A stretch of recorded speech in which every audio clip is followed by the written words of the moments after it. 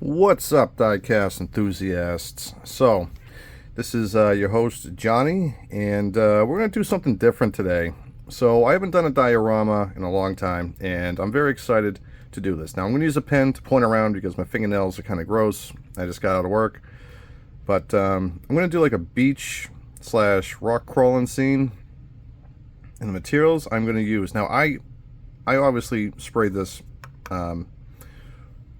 with the multicolor textured Rust-Oleum, and I didn't bring my camera with me when I did this outside. To my wife's knowledge, I didn't spray it inside, so I was gonna obviously see this. I did this outside, to her knowledge. So I've already got the base down, color, and it does look like textured sand a little bit.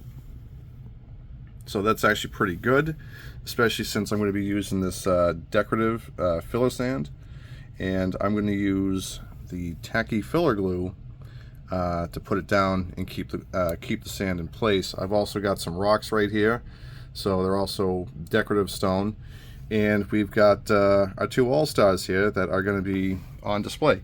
What I did with this is a wall shelf. I turned it upside down, so see what I did here. I've got my razor blades out just in case I need to really cut anything. Maybe I want to make like a little wooden bridge, or kind of add some balsa wood for maybe a fence or whatever it may be. I do kind of have an idea. I didn't really worry about the edges on the inside too much because my plan was to put decorative stone around the edges here, and then these two trucks would either be crawling over the stone or doing something, whether they're rock climbing or just going overlanding. But so I got this far. It's still very wet, so I'm trying to resist the urge from really doing anything, but I don't really have, I should have planned this out a little bit better.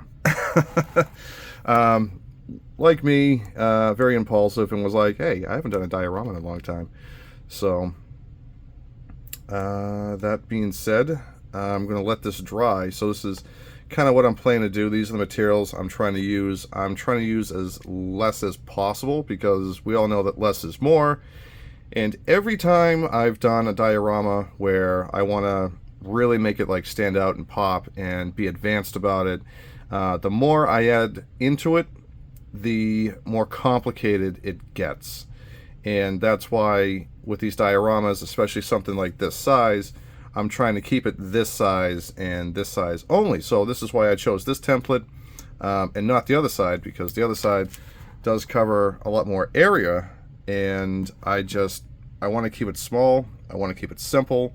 I can always add in a backdrop, but I probably won't because we have this lovely portrait here of a lake. And if you were to turn this upside down, it looks the same. So if anyone can actually tell, this is the water because the ripples, and then this would be the sky. I took this picture. My mother had it printed and put into canvas, and that's actually of the lake up in Maine of our summer cabin. So this is actually upside down, and then you can do it right side up, and no matter which way you look at it, it's always correct. So I already have the backdrop, so we're going to do like a little beach rock crawling kind of scene, maybe put a fence in the back, but I might not. I want to make this kind of ambidextrous, so no matter which way it goes, it's always going to look like, it's from the front. Whether I do it from the back or I do it from the front, I want it to kind of be ambidextrous, and I can actually turn the cars either which way and just have it work. So this sand, I guess, was relatively cheap at $3.99. I couldn't tell you how much that cost because this was here when we bought the condo. So I'm going to use it, and it is textured, so that's good. The tacky glue I found, I might use some other glue, but for right now I'm going to try to use this. I'm going to use the stones, the two trucks, and I got the razor blades just in case I want to do anything extra or something that needs to be worked as far as fences, maybe put up like a little shack in the corner, Not really too sure what I'm going to do with it, but these wall shelves are great. I bought these at the dollar store thinking I was going to display them on the wall, and I decided to repurpose this and use the service area. Also, another thing is picture frames are great for this as well. The reason why is because, much like the wall shelf, it gives you a designated space to do your diorama, so you don't do anything too big and do anything outside of your comfort zone. I'm a very let's do things by scratch, and that's most of my Gasland cars. I will show you guys those when and if I do find them. They're around here somewhere. I'm moving the pen all around because I'm crazy. I'm Italian. I speak with my hands, so now I'm speaking with the pen. I is speaking with the pen.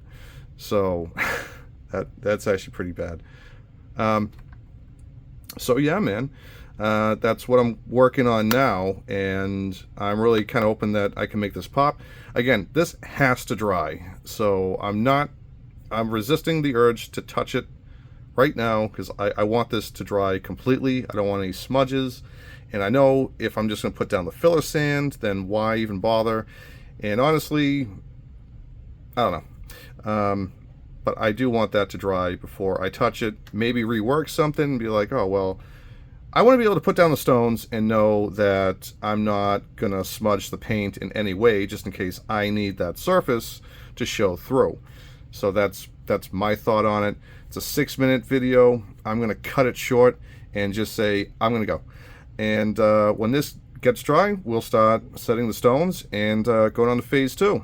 So I hope this was kind of informative, kind of funny. It's supposed to be kind of short, but that's kind of my plan for the diorama. And I'm hoping to go on an adventure with you guys, and hope you guys enjoy our little diorama adventure. So a little worked up, got a little caffeinated, hoping to get some sleep. Probably won't get some sleep because I'm going to be thinking about this. So that being said, you guys have a very good day. Collect what you like, and if you're not having fun, you're doing it wrong. So do it right and have the time of your life. Later, taters.